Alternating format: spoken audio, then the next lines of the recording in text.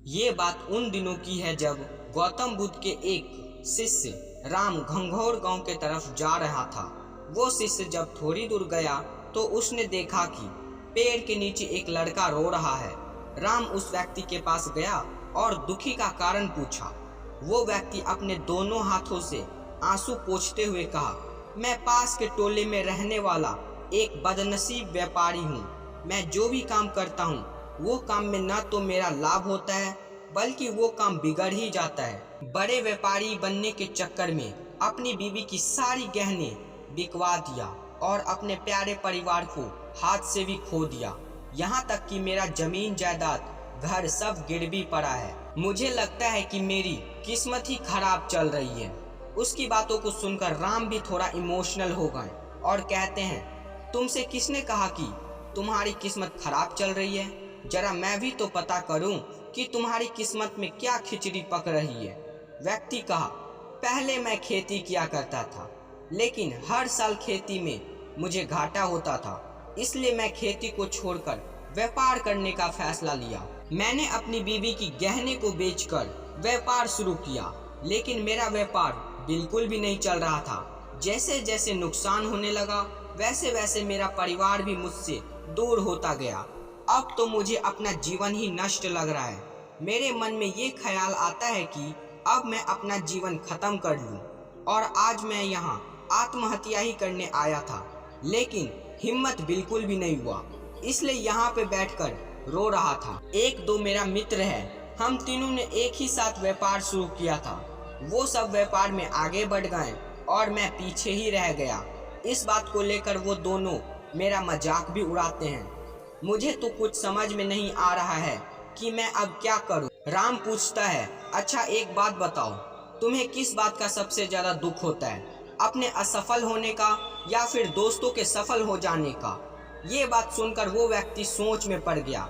फिर कहता है, अगर सच बात कहूँ तो मुझे अपने असफल होने का इतना दुख नहीं है जितना कि दोस्तों के सफल हो जाने का है। इस पर राम कहता है, अगर तुम्हारा दोस्त असफल हो जाता है और तुम सफल हो जाते तो क्या तुम अभी खुश महसूस करते? व्यक्ति कहता है, हाँ मैं तब बहुत ज़्यादा खुश होता। राम बोले, इसका मतलब तो ये है कि तुम्हारी खुशी तुम्हारे दोनों मित्र पर निर्भर है। अगर वो दोनों चाहेंगे तो तुम्हें खुश भी कर सकते हैं और दुखी भी कर सकते हैं। तुम अपने आप से कभी न तो खुश हो सकते हो और न ही दुखी हो सकते हो। राम की ये बातों को सुनकर वो व्यक्ति थोड़ा सोच में पड़ गया और कहा, मैं आपकी बातों को सुनकर थोड़ा आशा बंद हो रही हूँ। इस पर राम ने कहा, जब हम दूसरे लोगों से आशा बांध लेते हैं तो हम उस पर पूरी तरह निर्भर हो जाते हैं। ऐसे में हमारी खुशी और दुखी का कंट्रोल उसके हाथों में चला जाता है। इसलिए बेहतर ये है कि तुम अपने आप से ही आशा बांध लो। जब तुम ऐसा करोगे और पूरे जतन से काम करोगे तो तुम्हें सफल होने से कोई नहीं रोक सकता है। तुम्हें लगता है कि तुम्हारा दोस्त तुम्हें दुखी देने आता है।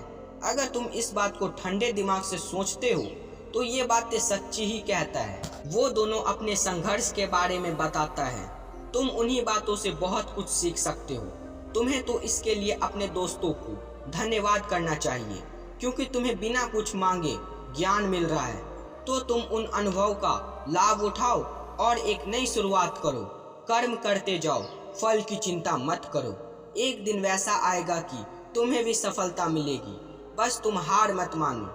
आज तुम जिसे अपना बुरा समय कह रहे हो, एक दिन वो भी बदल जाएगा। इसी के साथ साथ तुम्हारा सोचने का तरीका भी बदल जाएगा।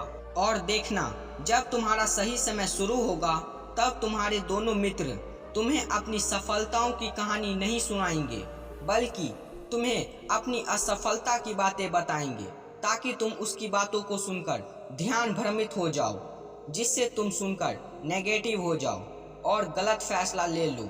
इसलिए तुम्हें उस जगह पर अपनी बुद्धि का इस्तेमाल करना पड़ेगा। तुम्हारा दोस्त जैसे आज तुम्हें दुखी देने आता है, उसी तरह उस समय भी वो तुम्हें दुखी देने जरूर आएगा, क्योंकि जैसे तुम अपने दोस्तों को दुखी देखकर तुम्हें मजा आता है, उसी तरह उसे भी तुम्हें दुखी देखकर मजा आता है। व्यक्ति कहता है, आप सही कह रहे हो गुरुजी, लेकिन मेरा इससे बड़ा दुख तो ये है कि मेरे परिवार के लोग भी इसमें मिले जुले हैं। खासकर तो मेरी बीवी भी। वास्तव में मैं अपने घर परिवार के लिए अच्छा ही करने वाला था, लेकिन मेरे परिवार के लोग भी इस बात को नहीं समझते हैं। वे सब भी मुझे गलत मानते हैं और अब तो वो लोग मेरे साथ भी नहीं हैं, बल्कि मुझसे बिछड़ गए। राम ने व्यक्ति को समझाते हुए कहा, हम लोग हमेशा यही चाहते हैं कि हम जब भी कुछ करें तो उसके लिए लोग हमारी चर्चा करें, लेकिन आमतौर पर ऐसा बिल्कुल भी नहीं होता है, इसलिए हम दुखी महसूस करते हैं। हमें ये लगता है कि हमारे दोस्त परिवार सब मतलबी हैं, लेकिन तुम अगर किसी को अपना परिवार या दोस्त मानते हो और उस सब के लिए कुछ सच में करना चाहते हो, तो तुम्हें ऐसा क्यों लगता है कि तुम दूसरों के लिए कुछ कर रहे हो? वास्तव में देखा जाए तो तुम अपनी खुशी के लिए ही तो ये सब कर रहे हो। अगर ऐसा करते समय तुम्हें ये लगता है कि तुम दूसरों के लिए कर रहे हो तो तुम दुखी महसूस करोगे, और अगर तुम्हें ये लगता है कि ये काम मैं खुद के लिए करता हूँ तो तुम अच्छा महसूस करोगे, क्योंकि जब तुम अपने लिए कुछ अच्छा काम करते हो तो तुम्हें अच्छा महसूस होता है। राम की ये बात सुनकर उस व्यक्ति के चेहरे का भाव पूरी तरह बदल गया। वो बोला, गुरुवर, आप बिल्कुल सही कह रहे हो, मैं पूरी तरह समझ गया। अब तक मेरी किस्मत इसलिए खराब थी क्योंकि वो दूसरों के कब्जा में था, लेकिन अब मैं अपनी किस्मत को खुद के मुट्ठी में रखूंगा। मैं फिर से मेहनत करूंगा और तब तक करूंगा जब तक सफल ना हो जाऊं। व्यक्ति की ये बात सुनकर राम मुस्कुराए और उसे एक छोटी सी संदूक दिए और कहते हैं, इस संदूक को हमेशा खुद के पास रखना। इस संदूक में एक ऐसा राज है जो तुम्हें बड़े से बड़ी कठिनाइयों में तुम्हें बाहर निकालने में मदद करेगा। लेकिन एक बात का याद रखना, तुम इस संदूक को तभी खोलना जब तुम्हारे जीवन में कोई विकल्प न मिले। व्यक्ति ने राम को प्रणाम किया और संदूक को लेकर वहां से चला गया। इस बार वो व्यक्ति उत्साह के साथ फिर से एक व्यापार शुरू किया। इस बार उसका व्यापार बहुत चलने लगा और देखते ही देखते वो घंघोर गांव का सबसे बड़ा व्यापारी बन गया। अब तो उसके परिवार वाले भी उसके साथ मिल गए और हंसी खुशी जीवन बीतता गया। लेकिन किस्मत और समय का क्या भरोसा, क्योंकि ये तो एक जैसा रहता नहीं है, बदलता रहता है। उस व्यक्ति के जीवन में भी कुछ ऐसा ही बदलाव आया। एक दिन उसके घर के पड़ोसी राज दरबार के लोग कब्जा कर लिए। वो सब उस व्यक्ति के व्यापार का सारा पैसा चुरा लिए और उसके घर को जला दिए। जान बचाने के चक्कर में अपने परिवार को लेकर दूर चला गया। व्यक्ति अपने परिवार वाले को लेकर कई दिन इधर उधर भटकता रहा।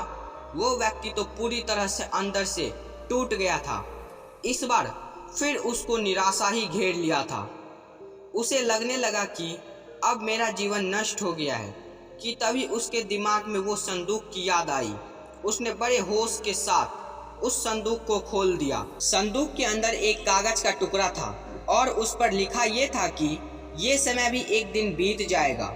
ये पढ़ते ही वो व्यक्ति के चेहरे पर मुस्कुराहट आ गई। दोस्तों, इस कहानी का यही मतलब है कि समय और किस्मत के खेल को आज तक कोई नहीं पकड़ पाया है और नहीं पकड़ पाएगा। ये हमेशा बदलता रहता है। आज बुरा वक्त है तो कल अच्छा वक्त भी आएगा। धन्यवाद।